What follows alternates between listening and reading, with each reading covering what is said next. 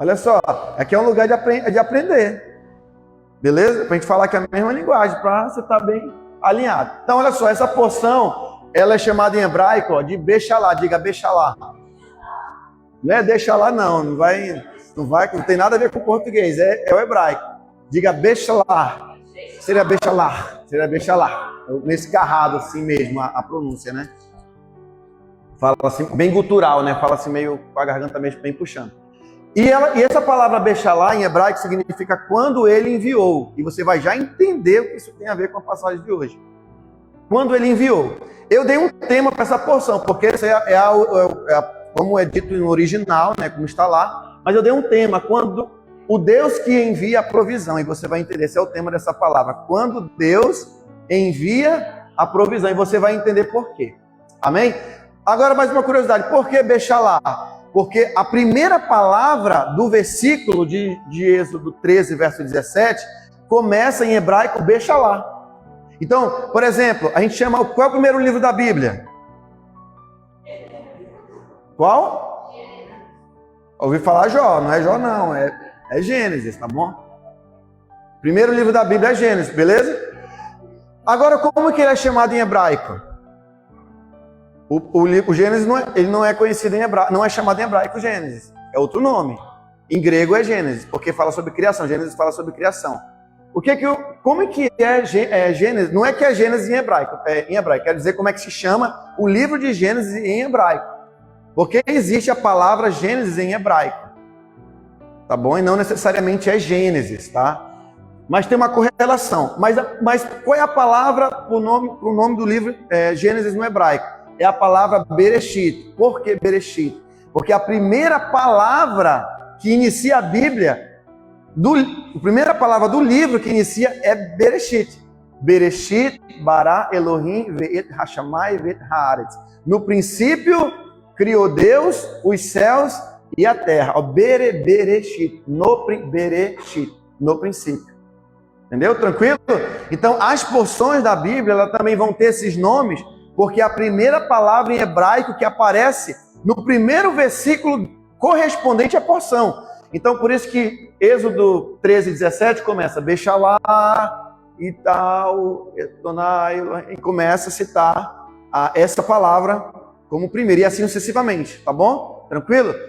Então, essa é uma curiosidade para quem estuda um pouquinho do hebraico, né? Que é só uma pincelada, porque o hebraico é um mundo, né? É um mundo, você quer só uma pincelada para a gente entender um pouquinho. Então, olha só, nessa passagem de Êxodo capítulo 13, versículo de número 17 em diante, nós temos o contexto quando o povo, eles vão ser guiados pelo caminho, né? Saem ali da escravidão e vão ser levados ali para o primeiro deserto, né? A primeira passagem no deserto. E nós temos que nesse percurso, aí no capítulo 14 em diante, nós temos a perseguição do povo de Israel, quando eles são perseguidos por Faraó e por todo o seu exército. Nós vamos ter a partir do capítulo 14, no versículo 15, nós vamos ter a passagem por meio do mar. E acompanha aí, eu estou citando aqui, você pode dar uma folheada para você acompanhar. Então, quando eles vão passar ali pelo caminho, né? Ou melhor, Deus vai abrir caminho no mar para eles passarem, né? Deus vai abrir o caminho para eles ali. Um grande milagre, um grande sinal vai acontecer. Nós temos a partir do versículo 26, quando os egípcios, eles morrem ali, quando o mar é fechado, né? E no capítulo 15 nós temos o cântico de Moisés. E esse cântico, ele é um cântico profético. E todo cântico que nós vemos na Bíblia, pelo menos nós conhecemos 5 grandes cantos na Bíblia, que são o de Moisés aqui, nós temos o cântico de Débora, quando, lá em Juízes, quando ela vence aquela nação, que agora me fugiu o nome. Nós temos o cântico de Davi, nós temos o cântico de Maria no Novo Testamento e o cântico de Moisés novamente lá no Apocalipse. Olha como é interessante você estudar a Bíblia. Como é interessante você aprender sobre as porções bíblicas. Porque a Bíblia ela está toda conectada. Por isso que interpretar o Apocalipse fora da Bíblia, você vai criar um Frankenstein, porque a simbologia ela é muito complexa. E se você não fizer correlação com a Bíblia, você não entende bem alguns fatores proféticos. Então, aqui no capítulo 15, nós temos esse grande cântico de Moisés. Nós vamos já ler um versículo aqui para embasar a palavra. Nós já vamos já caminhar para encerrar, que eu não vou tentar não alongar muito. E aí no capítulo 15, a partir do versículo 20, nós temos o cântico da irmã de Moisés. Quem é ela? Miriam. Miriam. Na verdade, o nome Maria é o nome Miriam, né? Miriam. Ok? Bom, e aí nós temos alguns eventos que acontecem aqui, e aí olha o que vai acontecer na sequência. Depois de tudo isso que aconteceu, do Mar Vermelho ter se aberto, eles terem passado, ter o cântico, eles vão sentir sede e vão reclamar de Moisés. E aí tem aquele momento que as águas ali, eles estão querendo, eles querem beber ali, mas eles não conseguem, as águas que saem são águas amargas ali, e começam a murmurar. E olha que eles tinham acabado de ver um grande sinal. Eles tinham acabado de ver um grande livramento da parte do Senhor. E aí nós temos aqui na sequência, quando Deus vai, Moisés vai clamar: Senhor, o povo quer beber, o povo quer comer, e Deus começa a mandar a sua provisão, Deus começa a mandar o alimento, Deus começa a mandar a água ali para o seu povo. Deus manda o maná também, vai mandar o maná para alimentar o povo. E aí nós temos depois a rocha vai dar também água, Tem um momento que a rocha também vai dar água aqui também. Vai começar o povo a ver novamente os sinais de Deus e Deus guardando o seu povo. E aí, no capítulo lá de Juízes, do capítulo 4, nós temos também um grande livramento que Deus dá para Baraque e Débora, usando Débora, para confiar que Baraque ia ser usado por Deus ali para vencer aquela batalha. O povo vence, e também nós temos o cântico de Débora. Então você vê que nós temos dois cânticos aí interligados. E aí também no capítulo 26 do Novo Testamento, no versículo 1 ao versículo 75, beleza? Nós temos assim o caminhar para o desfecho da obra do Senhor. Quando ele vai ser ali já no final dos versículos, quando o Senhor ele é rejeitado pelos homens, quando o Senhor ele vai ser ridicularizado pelos homens, ele vai ser julgado por pessoas ímpias, e ele vai ser negado por Pedro ali. Vai ter a negação de Pedro ali no final dos versículos. E aonde que tudo isso se interliga, essas passagens? De forma bastante interessante, porque nessas passagens nós temos um ponto que nós precisamos meditar, que é interessante, que é Deus trazendo sempre o livramento para o seu povo. Sabia que Deus nos guarda? É Deus trazendo sempre o livramento para o seu povo. E esses cânticos que nós vamos ver na Bíblia, na verdade é o próprio Deus declarando a sua vitória sobre o inimigo. Ah, mas apóstolo, Deus tem inimigo? Claro que Deus não tem inimigo.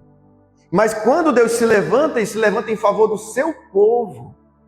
E esse cântico não é para só Deus dizer assim: eu consegui porque eu sou Deus, porque ele sabe que ele é. Não vai mudar o que ele é. Não é uma vitória que vai dizer: uau, eu sou. Mas é para nós nos convencermos que ele é o Deus da nossa vida.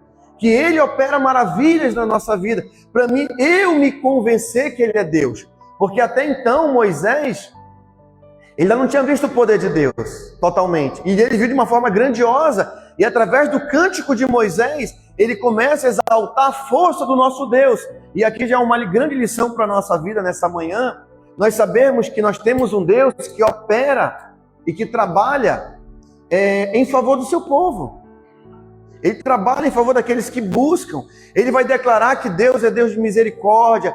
Ele, inclusive, Moisés aqui no seu cântico, ele vai declarar que em breve, em Jerusalém, Deus vai estabelecer o seu templo e vai estabelecer o seu povo. Isso é interessante. Mas eu quero ler aqui com vocês alguns versículos. Aqui no capítulo, deixa eu ver aqui, a partir aqui do versículo 19, no capítulo 14.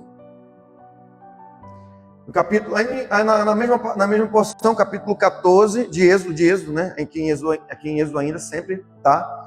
Êxodo capítulo 14, verso 19, que ele diz assim, então o anjo de Deus, que ia diante do exército de Israel, se retirou e passou para detrás deles. Também a coluna de nuvem se retirou de diante deles, e se pôs atrás deles, e ia entre o campo dos egípcios e o campo de Israel, e a nuvem era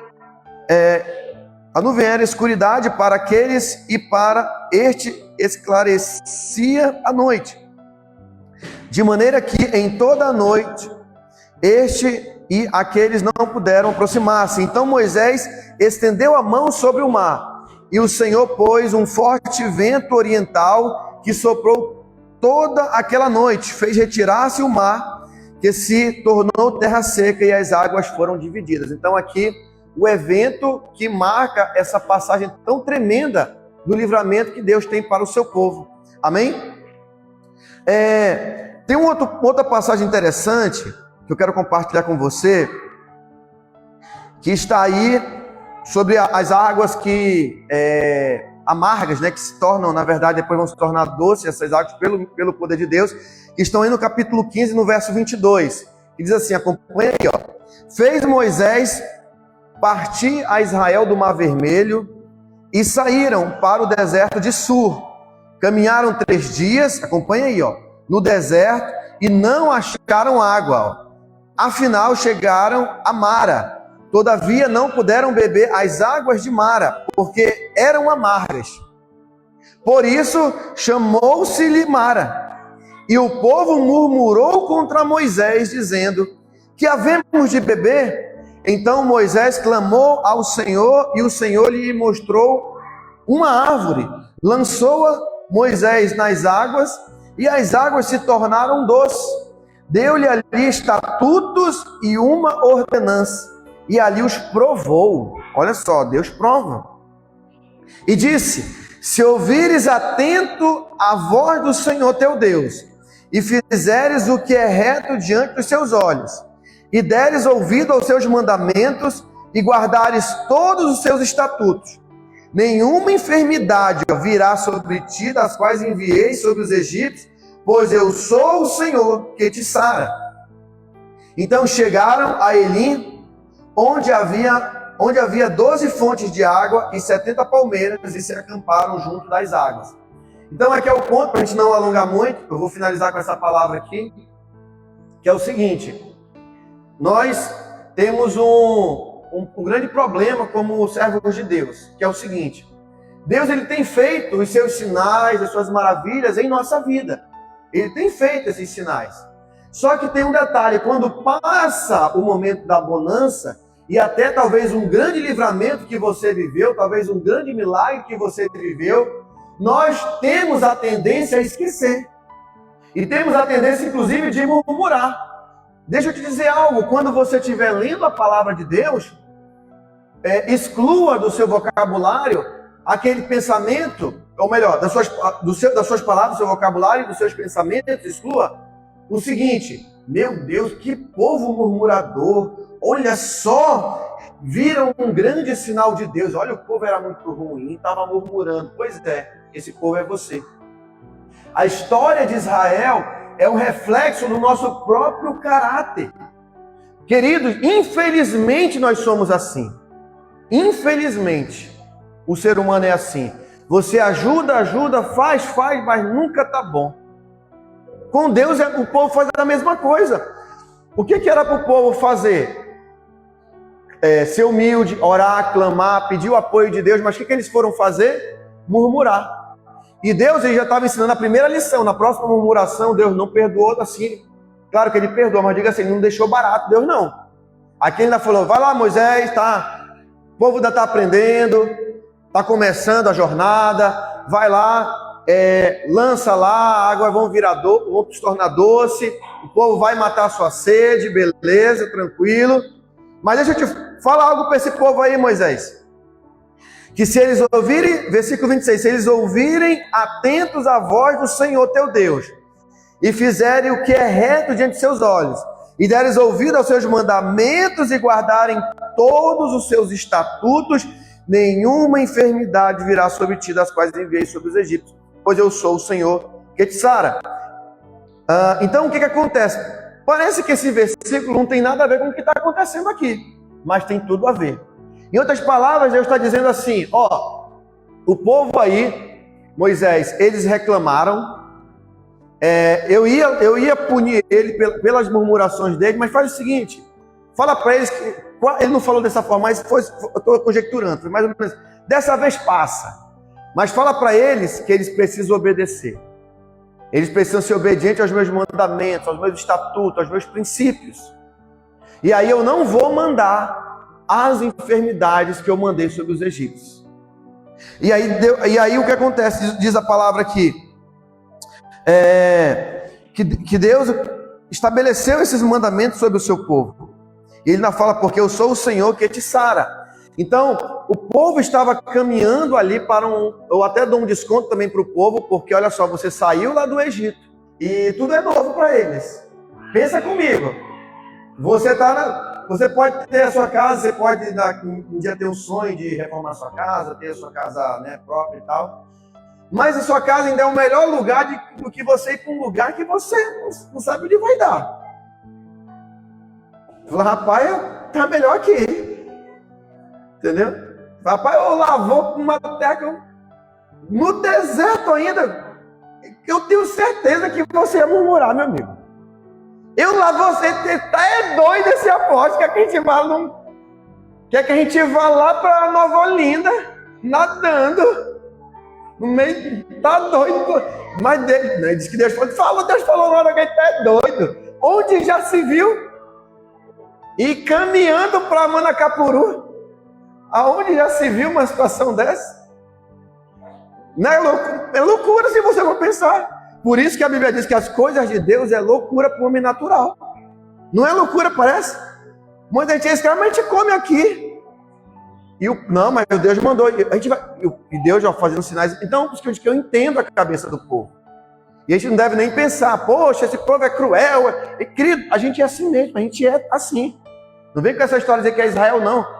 O Israel é o espelho nosso. É o espelho, nós somos. Ou talvez somos até piores em alguns momentos. Estou lhe dizendo. Então, o povo, ele começa, Deus fala assim, Moisés, é o seguinte, eu vou abençoar o povo, mas eles vão ter que, aí, diz que aqui provou, versículo 25, lançou Moisés nas águas, e as águas se tornaram doces, deu-lhes ali estatutos, e uma ordenança, e ali os provou. Olha só, já não era uma provação estar no deserto, e Deus ainda prova, olha como que Deus trabalha. Deus não podia, Deus tinha aberto já o mar, estava tudo bonitinho, o povo já estava caminhando, ele já não podia ter mandado já o maná, logo. Deus não sabia que o povo ia precisar para comer? Claro que Deus sabia. Deus não sabia que o povo precisava de água? Claro que Deus sabia. Mas o que Deus esperava do seu povo? Oi? Clamassem, humildade, não murmurassem, porque a murmuração era desdenhando de Moisés e colocando dúvida. Porque onde tem dúvida, Deus não trabalha. Onde tem dúvida, o Senhor não trabalha. Vamos nem falar de fé agora, bora falar do dia a dia. Se tu bota na tua cabeça, o meu dia vai ser ruim, não vai dar certo, o teu dia vai ser bom? Eu quero ver se teu dia vai ser bom. Não vai ser bom. Até a lei natural, querido, não funciona. Se você botou na cabeça que não vai dar certo, não dá certo. Nem se você seguir a lei natural das coisas. Se você disse que vai dar errado, vai dar errado. Quero ver se vai dar certo. Não dá certo. Eu quero ver você passar o dia dizendo, vai dar errado, a minha vida está uma desgraça, a minha vida está uma destruição. E eu quero ver se o seu dia vai ser abençoado. Você vai chegar e dizer, rapaz, o meu dia foi próspero, uma bênção, eu vou falar mais. Eu quero ver. Não funciona. Quanto mais você é negativo, mais você fala, mais você atrai o que não presta. É assim. E você acha que servindo a Deus vai ser diferente? Quanto mais você murmura, quanto mais você não quer entender os propósitos de Deus, aí fica difícil. Então Deus está dando uma lição para o povo. Eu vou abençoar vocês nesse caminho, porque Deus não vai abençoar só lá na terra prometida. Deus abençoa no deserto.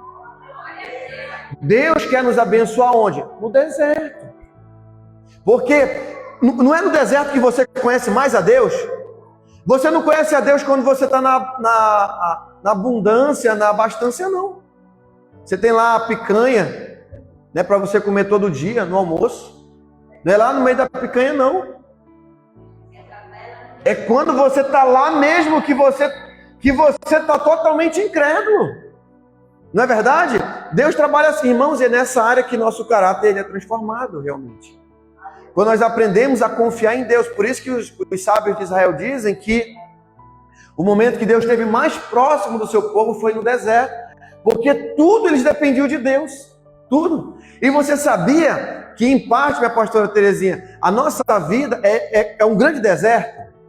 Por exemplo, você pode ter abastança na sua casa, ter, né, o que comer, beleza. Ter onde morar, tranquilo. Mas a sua vida ainda é uma caminhada no deserto. E Deus quer que nós venhamos a aprender a depender dEle.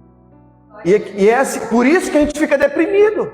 Por isso que a gente esfria na fé, por isso que a gente desanima. Porque a vida com Deus é uma vida de busca. É uma vida de obediência. É uma vida, como nós estamos fazendo aqui nessa manhã, buscando a Deus.